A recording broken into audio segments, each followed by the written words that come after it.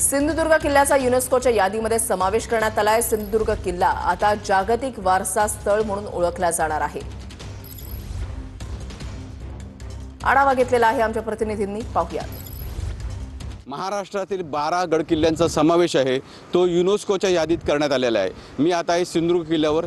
हा किल्ला जर आपण पाहिलात तर हा कुर्टे बेटावर किल्ला बांधण्यात आलेला आहे आणि छत्रपती शिवाजी महाराजांनी स्वतः या किल्ल्याची उभारणी केलेली आहे।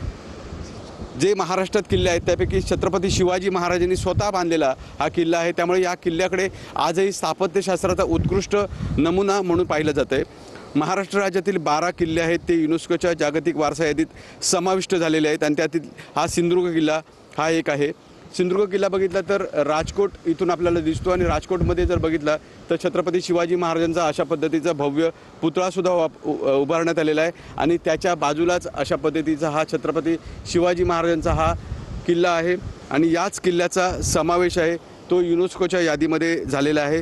आणि जर बघितलं तर सिंधुदुर्ग आणि विजयदुर्ग हे दोन्ही किल्ले सिंधुदुर्ग जिल्ह्यातले आहेत आणि सिंधुदुर्ग जिल्ह्यातली शान म्हणून ओळखले जाते, संपूर्ण महाराष्ट्राची शान म्हणून ओळखले जातात आणि याच किल्ल्यांचा समावेश युनेस्कोच्या यादीमध्ये करण्यात आलेला आहे। त्यामुळे संपूर्ण सिंधुदुर्गवासियाबरोबरच संपूर्ण महाराष्ट्रासाठी ही भूषणावह अशी बाब आहे।